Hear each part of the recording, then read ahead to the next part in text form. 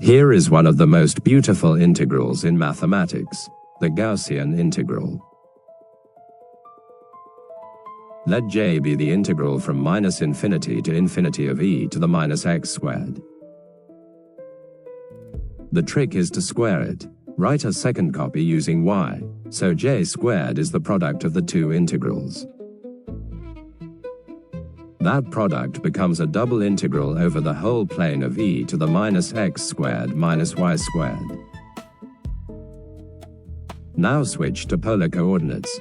X equals r cosine theta, and y equals r sine theta. The area element dx dy becomes r dr d theta.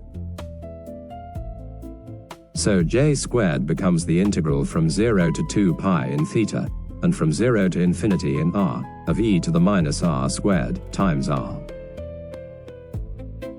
The theta integral simply contributes a factor of 2 pi. For the radial part, take u as r squared. Then du equals 2r dr. So the radial integral becomes 1/2 times the integral from 0 to infinity of e to the minus u. That last integral equals 1, so the radial part is 1/2. Therefore j squared equals 2 pi times 1/2, which is pi.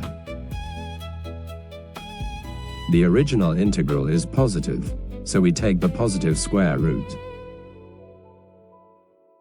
Since j is positive, j equals square root of pi. Therefore the Gaussian integral equals square root of pi.